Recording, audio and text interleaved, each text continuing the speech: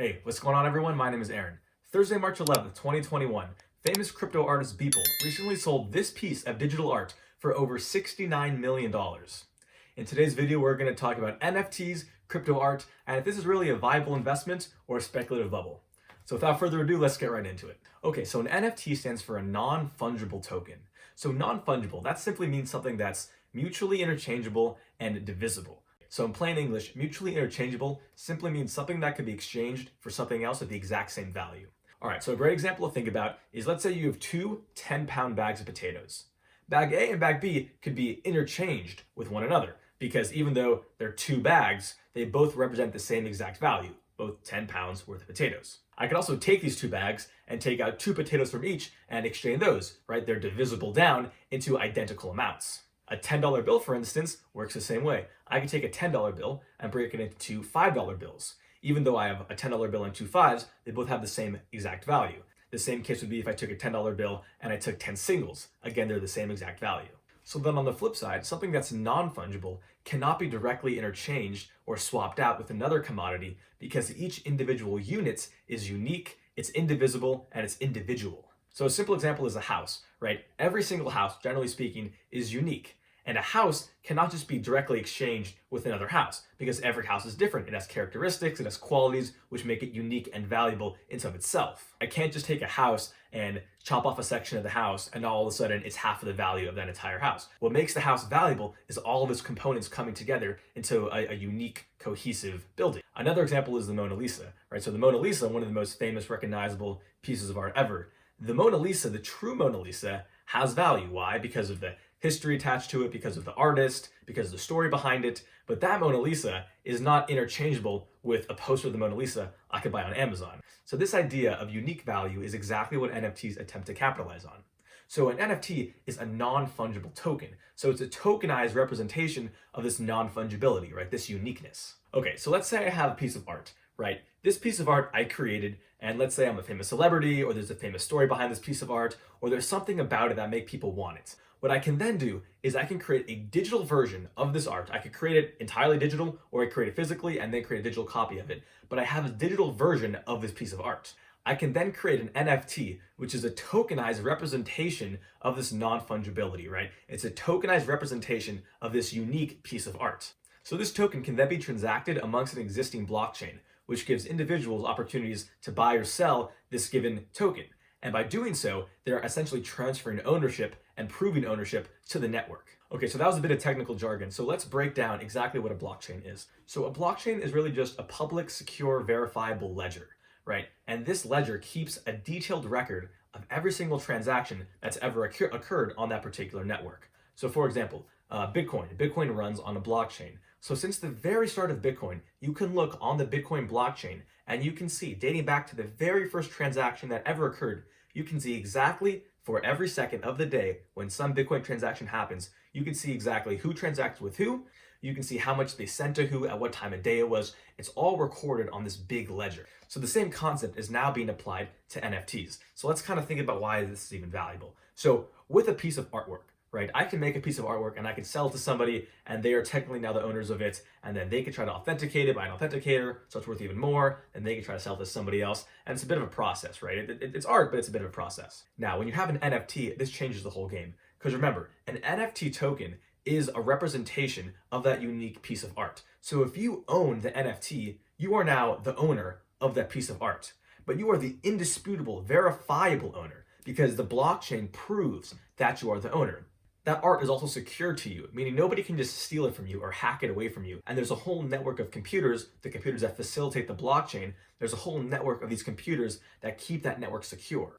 So your NFT, your digital ownership, it cannot be counterfeited, it cannot be hacked, it also can't be divided. So if I have this NFT token, which is a representation of ownership of, let's say, this very valuable piece of artwork, that then cannot be divided and split up amongst different people. You can have different versions of an NFT, right? So you can sell the same piece of artwork 10 times using 10 different NFTs, but at the end of the day, each individual NFT is unique unto of itself. Okay, so now that we understand a bit about what NFTs are, kind of how you can buy them, transact in them, let's talk about the future of NFTs. Are these a viable investment, or is this a bubble just waiting to pop?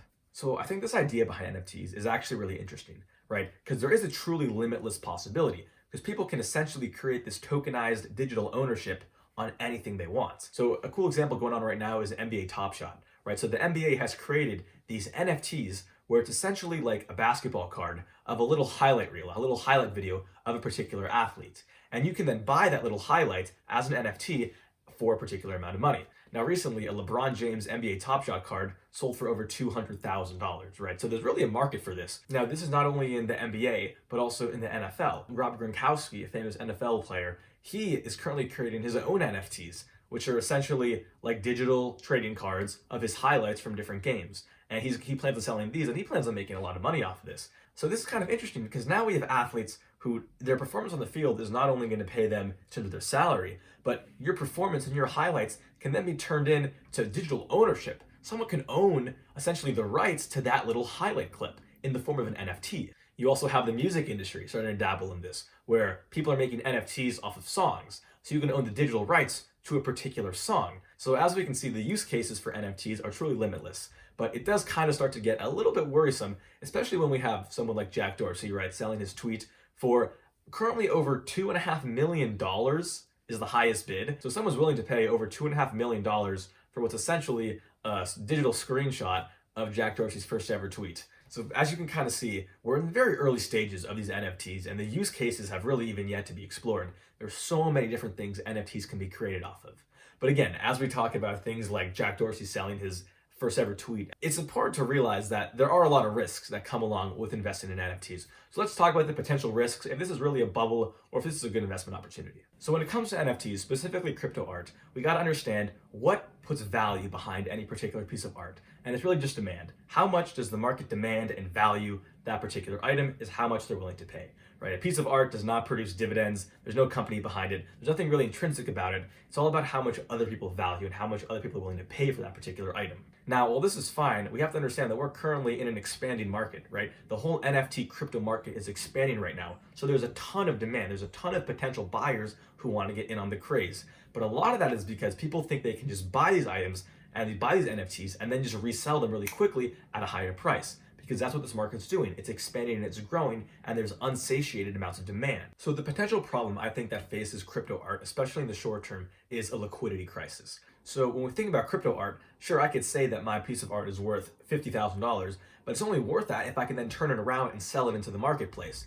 And we may run into an issue when you have so many people with all this digital art. It doesn't exist physically. It's just a digital NFT token that they own.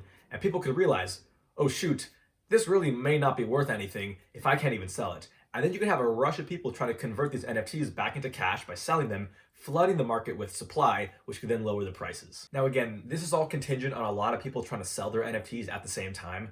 And while that may be unlikely, it really is not all that impossible, simply because you have a market right now that's so overextended. The market is so huge right now. It's expanded so much so quickly that you have a lot of people who've made a lot of money.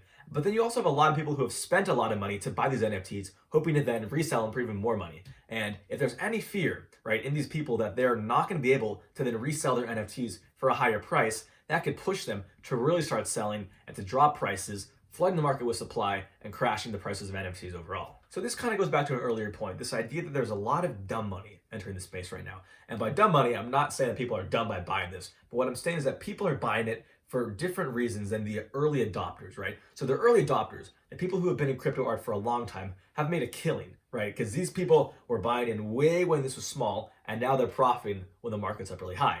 But now you have people who are buying in right when the market has not peaked, but it's gone up several times.